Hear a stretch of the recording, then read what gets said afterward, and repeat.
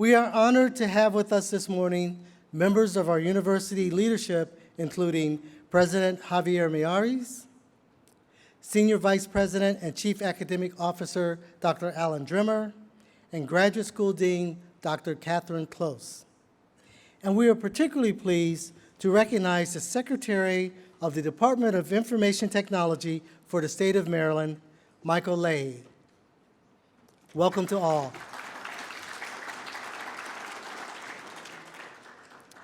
To open our program this morning, I am pleased to welcome to the stage the Chair of the BDA EdCon Planning Committee, Dr. Elena Gortcheva.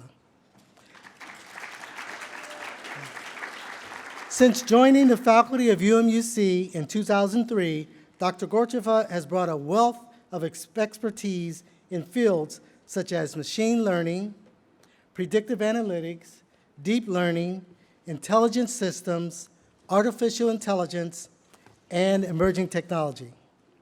She has employed her professional experience in career-relevant curricular development, focusing in industry partnership and supporting active job placement programs. She has implemented a wide array of advanced technologies and innovative approaches to support and enrich the student learning experience, including through course development, industry-oriented research projects, and open source software.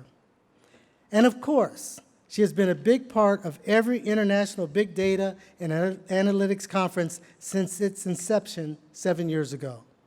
So it is no wonder that she has masterfully envisioned and led the planning of this conference. Please welcome Dr. Elena Gortcheva.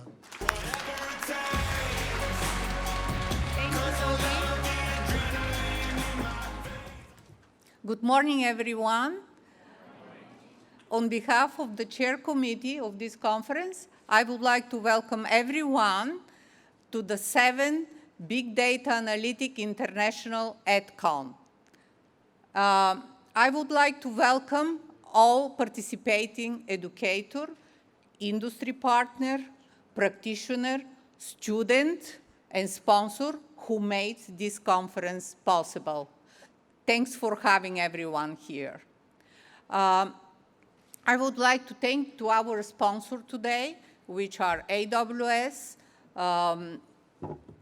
Amazon, Innovalon, and Helios Campus for making their support and making the conference possible.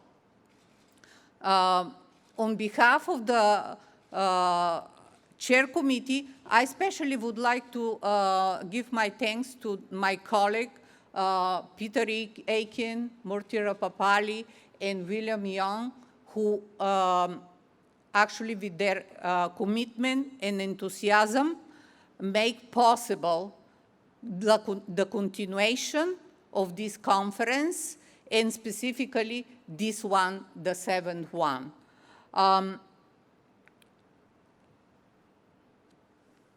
How we started this conference? In 2013, we started this conference in response to prediction made by the McKinsey Global Institute that by 2018, the demand of data analysts and data scientists will be short in 50%. The projection actually already have passed and held up, and we met together in 2013 between industry and educator to see how to deal with this challenge. Our task at that point was how to design better curricula with the collaboration of industry in order to prepare professionals for this so demanding job. Not only for the shortage of specialized data analysts and data scientists, but also for managers who can make decisions based on data. So we start 2013, the first conference, with this vision. And the vision was very well supported by industry partners. They perceive at that point how important is in 2013, the landscape was, let's say, a handful large company like IBM, Google, Microsoft, AWS, oriented to analytic, and they visionary saw that preparation of data scientists, data analysts has to go together between industry and academia. And they made smart decision to provide academia with free access to the cutting-edge technology and software, which educators were able to embed in their classroom and to prepare professionals with hands-on experience. Thanks to this visionary collaboration was the start, let's say, in preparing data analysts and data scientists in higher education. Then the things have changed, expanding to other level of education, to other organizations. And what we have today is the disruptor AI, which totally have disrupted the landscape we had in 2013 and what we do today.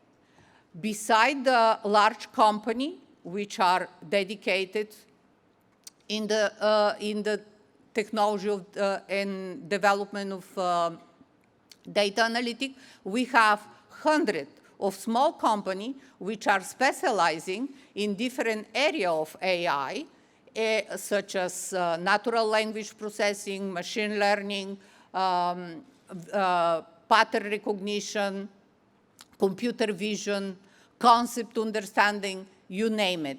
All this involvement is just, let's say, an excerpt of which I'm presenting here to get visual idea of the change of landscape. So we have this addition today, and in addition to that, we have several projections what AI is doing today. In the world of big data analytics, it has changed and redefined data analytics and business analytics, actually. How this happened? This happened thanks to big data. Thanks to big data, machine learning evolved to produce more accurate predictive modeling. And since machine learning is the heart of artificial intelligence consequently has evolved to the level in which industry already spent and embed this in their enterprise. And this is, in short, if I can describe what is going on today. With all the projection about job today, which will create artificial intelligence by 2020,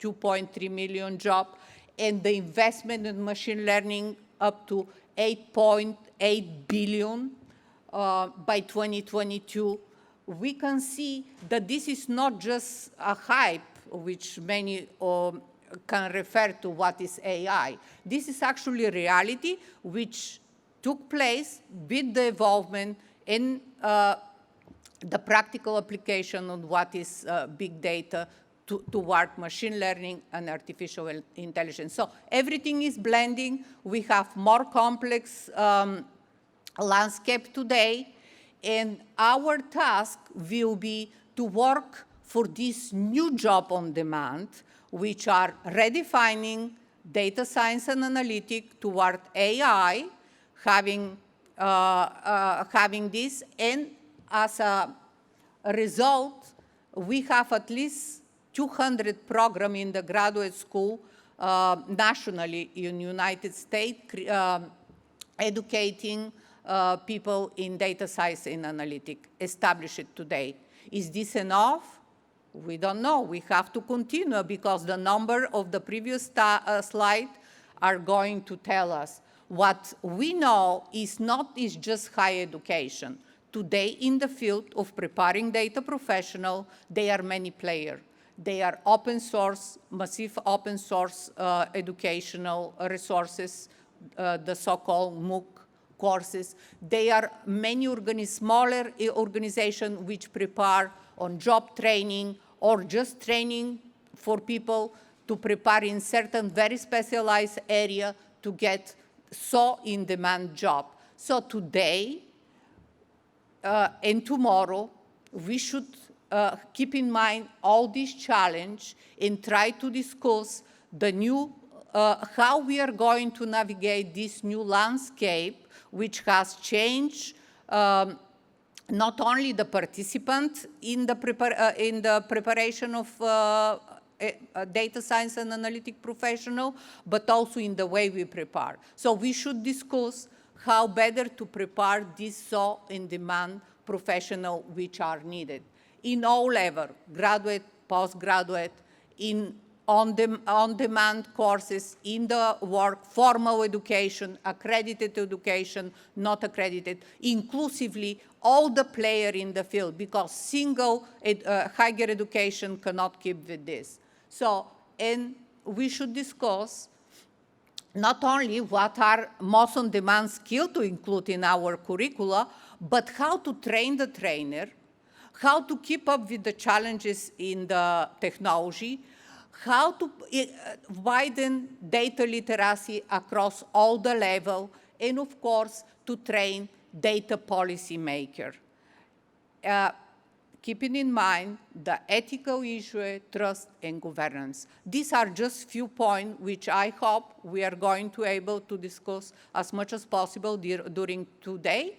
With no more, I look forward for enlightening discussion and enjoy the conference.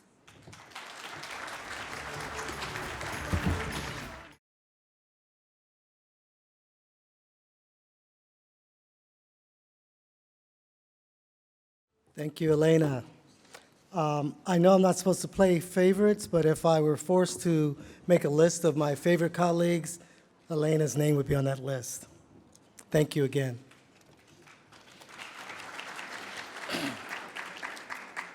And now, it's my honor to introduce a true champion of affordable, accessible, high-quality higher education for adult students in the workforce and the U.S. military around the world. University of Maryland, University College President Javier Miyares. Since his appointment in 2012, President Miyares has been in the forefront of leveraging big data and analytics to fuel advances in learning science. He even calls himself a data guy.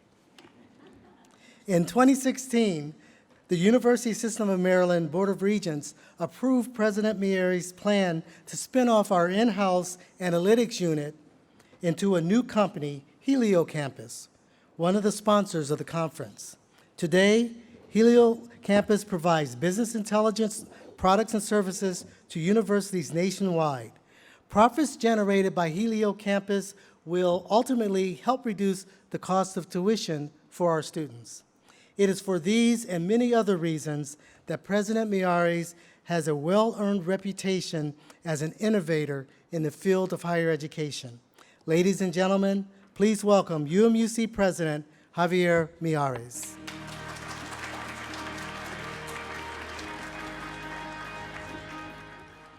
Thank you, Dr. Watson, for that very kind introduction. And yes, I was a data guy until I became president. And what happens when you become president is you forget everything that you did before you became president.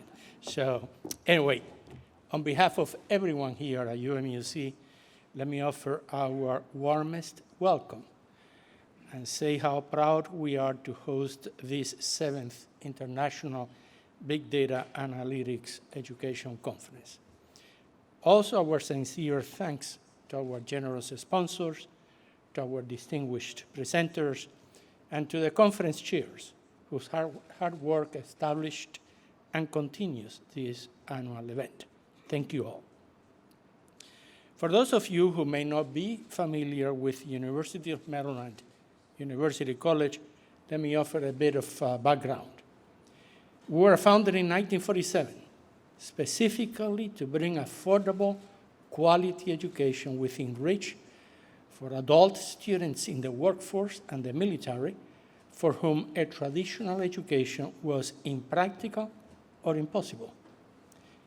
Our mission has never changed, and today UMUC is America's largest online public university, and we proudly continue to serve American military forces around the world. To better communicate our status as a respected state university with a global reach, Governor Larry Hogan recently signed legislation officially changing our name to University of Maryland Global Campus, effective July 1st. Yes. We are very proud of the new name, and of course, we were a little bit tired of explaining what University College meant. I am also proud to share that today data analytics informs decision-making at every level of our university. And as it was mentioned by Dr. Watson, in 2015, we took a historic step, spinning off our analytics unit into a for-profit company, Helio Campus, that now offers business intelligence products and services to other institutions nationwide. We are very proud of what they have accomplished. We also always work to align educational offerings with workforce needs. So with that in mind, we launched our Master of Science in Data Analytics in 2013. And today, we have graduated some 345 students, with 300 more currently enrolled, a number of whom join us here today.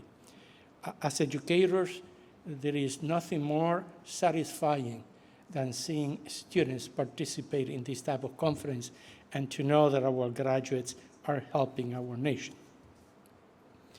It would be hard to overemphasize the importance of the discipline, its impact on higher education, or the way it is transforming other fields like IT, bioinformatics, management science, cybersecurity, environmental management, on and on and on. This conference comes at a very exciting time, and your discussions over the next 2 days promise to generate new ideas and lay the foundation for new relationships that will shape how academia and industry work together to solve problems, meet workforce needs, and prepare students to lead in this age of evolutionary and revolutionary change. I thank you, each of you, for your interest and commitment to this dynamic and critically important field. And I hope you have an enlightening and productive conference. In closing, I want to offer a special greeting to all the UMUC students here. We are here for you. And to all who are competing in the final round of the Global Analytics competition tomorrow, we wish you the best of luck, and we hope UMUC wins. Thank you.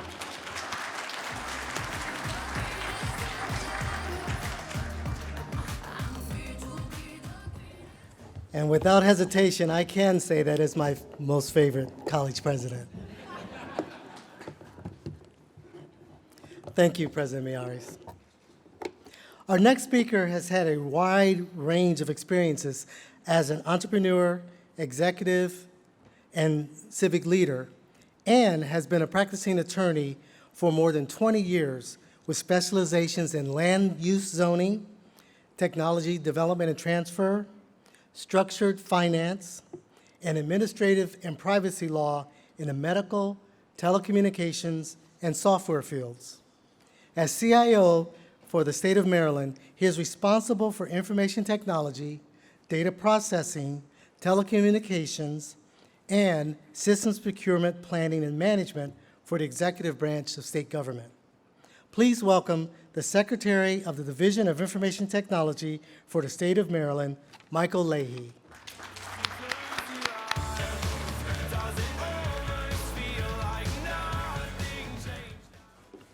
Good morning. So I have to throw away my notes because I want to tell you, I'm like a kid in a candy store here. Okay, let me tell you a little story about myself so you'll understand, and then I'll impart you with the little bits of things I think I'd like you to know about what we're doing in Maryland. When I was much younger, I had a very big decision to make. I had to decide whether I wanted to go study law or data science. And so, of course, I studied law. And here I am, 35 years later, enmeshed in data science and in the importance of data. And it is my principal call to everyone in the IT field in the state of Maryland, and anyone who will listen to me. I bore them, my wife is tired of hearing about data, data, data. So let me tell you what we've done in the state that I think should hearten you so that folks are actually recognizing how important the work you do is. Since I became the CIO for the state, we've implemented some policies. And our new policy is very simply everything we do starts with the data.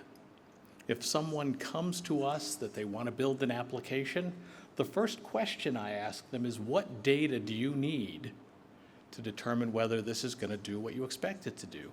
And do you collect that data today? The answer is usually no. The second piece, which is equally important, is that when we look at issues about data, about machine learning, about artificial intelligence, it's very new to us in the state because we have lots of legacy systems.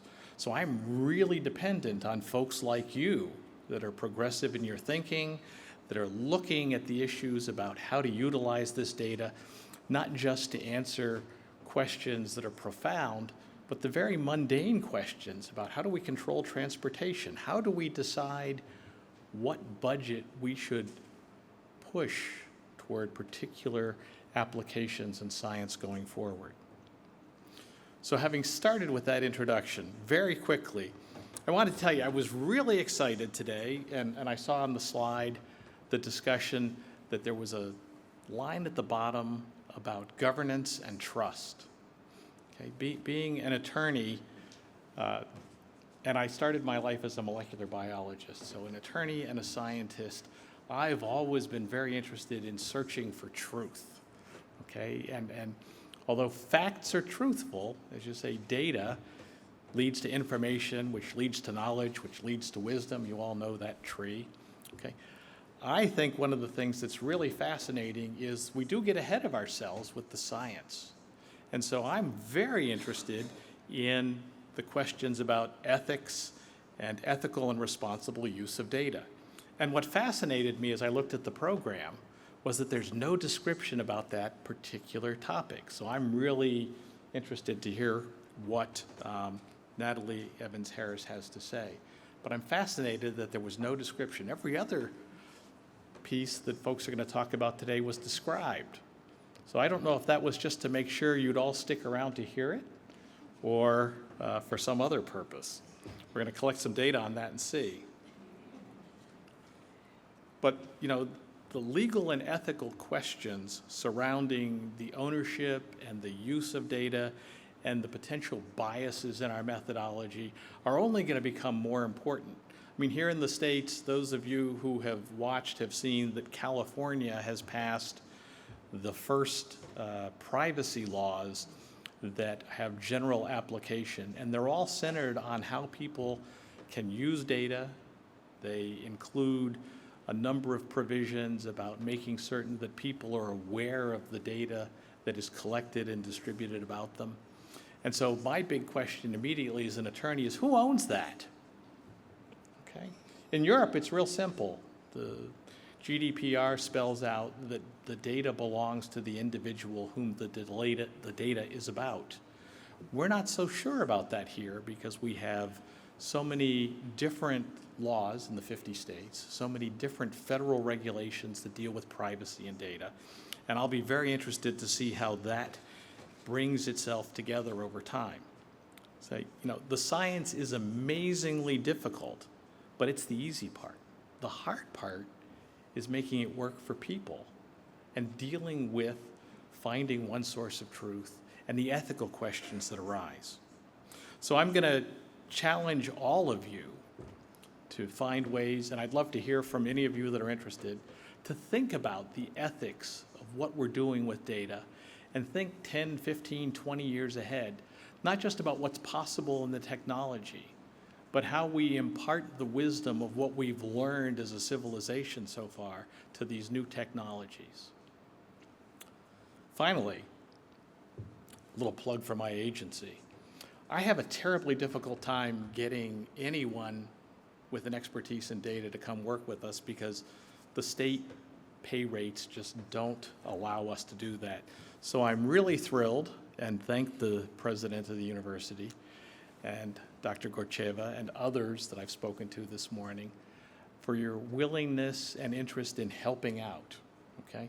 We're very interested in applying these technologies, and I hope I get to talk to more of you today, and as we go forward, work together to bring this science to the public in a way that helps them both deal with issues effectively and economically so that we're using the taxpayers' dollars well.